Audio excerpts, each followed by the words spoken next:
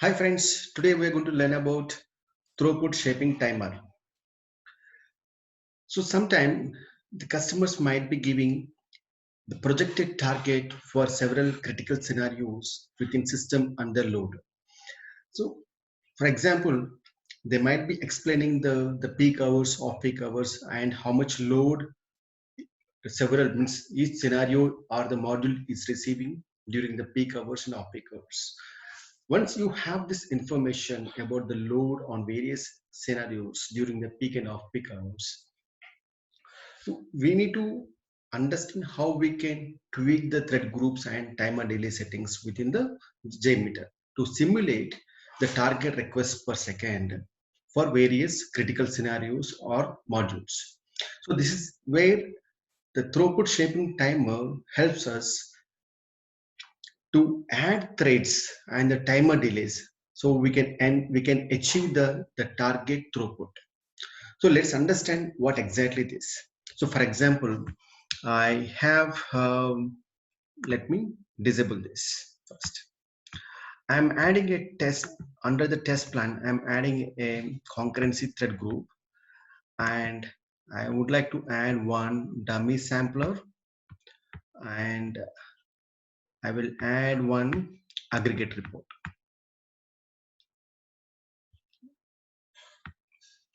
Okay. So now, for example, I will be using 10 threads. I am not going to use ramp up or ramp up step count. I will give the duration 60 and I'll convert this the time unit into seconds. So here the thing which we need to understand here is, let's save this plan first. I would like to name it as throughput shaping timer. Okay, let me execute it. So my objective is to inject around 100 requests per second. 100 requests per second. So that is the throughput which I am targeting on this sampler. So, but when I'm trying to inject, I'm not sure that how many threads I should use as part of this. I'm not sure that the target concurrency which I should. So I need to go in an incremental manner, or maybe I need to do in a trial and error method. So, but here, if you look at in this, currently with 10 virtual users, the concurrency, target concurrency, I'm able to achieve only around 36 TPS, or you can say the transactions per second. But my objective is 100. So here we means as part of this throughput shaping timer plugin, when we are using concurrency thread group, so best works with the concurrency thread group, and it will help you to identify the number of threads required,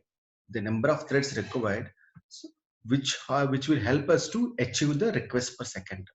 Now the formula which will help here is, you have seen the maximum response time for this. So, and you want to achieve 100 RPS. 100 RPS multiplied with your maximum response time, that is 502, divided by 1000. 1000 is nothing but your seconds. 1 second, 1000 milliseconds. Now, what is it? So it is giving around 50. So 50.2 is your target concurrency, which you should use it. Let's go and add this 50. So we will not be able to give decimals here, but let's use this. Now I need to use my target throughput, means the throughput shaping timer. Let's enable this now, and I'm adding the row. So request per second. So this automatically it takes care of the timer delays. It will help us to add the threads and the timer delay. So to ensure the required RPS is achieved. So what I'm targeting, my start RPS is 100 and my end RPS is also 100 for this 60 seconds duration. So this is for 60-second duration.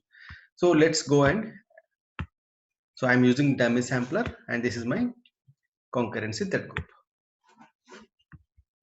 So I just saved it. Now let's go and erase all my results. Now again execute it. Let's observe this, how it is going. Now it is increasing. See, it's 95, 96. So it's crossing 97 now. So we are around 15 seconds. So 98. So this formula we need to be careful about it. So this formula we need to understand. So when you're using one sampler here, how this sampler means how this sampler or how this concurrency thread group is helping us to inject the required throughput, required RPS. So now using this maximum response time for the sampler, when it was a normal, when we don't know about it, what number of threads we need to use. So this RPS multiplied with maximum response time divided by 1000 milliseconds.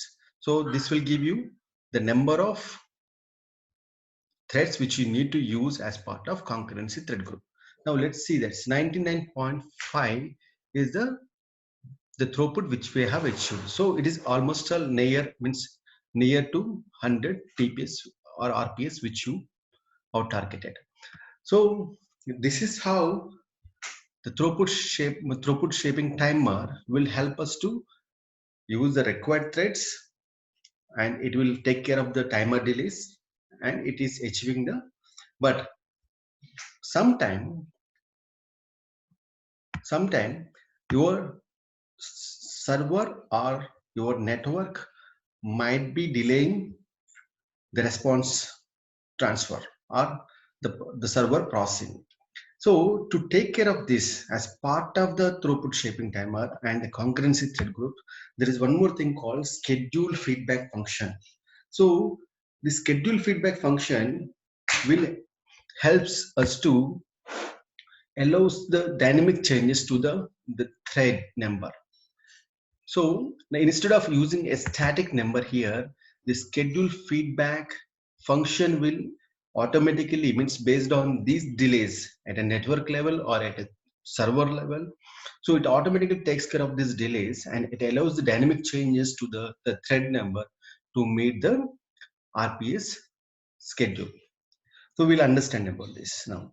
So here, as part of this, what we have to do is, first I need to name my throughput shaping timer. I'll say it is throughput shaping timer. This is the name of this timer, and as part of this I'm saying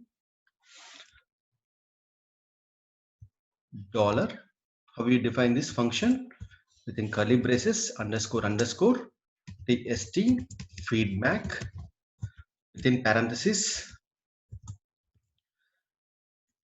So my start is 50. So I'll explain you this, what I am giving here, 50 comma 1. So TST name, the TST, I should use here one more thing, TST hyphen name. So TST hyphen name is the name of the timer, the throughput shaping timer, and the 50 and 50, 50 comma 50. So it is talking about the starting threads and the maximum threads. Starting threads also I'm using 50, and maximum threads which are allowed also I'm using 50 here. So here one more thing which I'm using here, one number.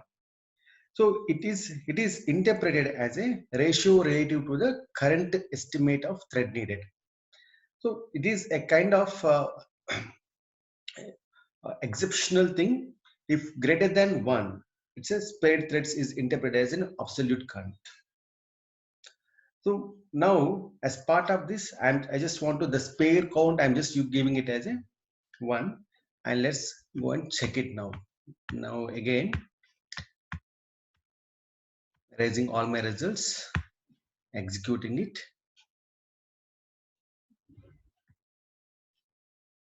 So this automatically it takes care of the all the dynamics. So whatever the changes happens as part of the server or the network, automatically takes care of this, and it will it try to inject the required RPS.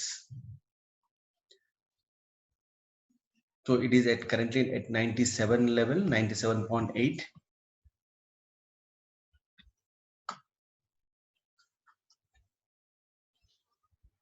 And now it is at 96.9.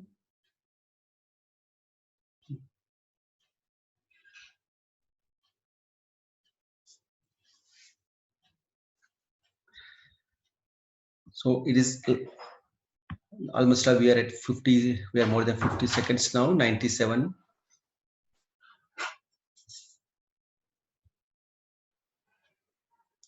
So there is another one more suggestion here.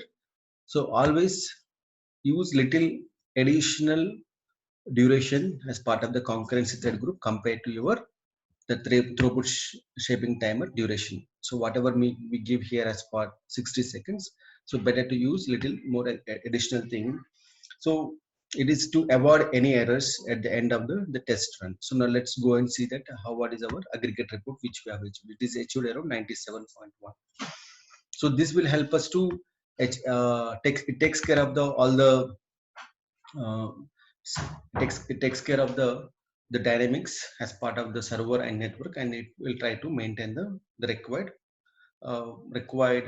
request per second. So this is what we have achieved. So maybe it may maybe little um, little lower compared to our earlier test now. This is part of our throughput shaping timer. So thanks for watching the session. Please subscribe to my channel and give your valuable feedback and click on the bell icon. Thank you.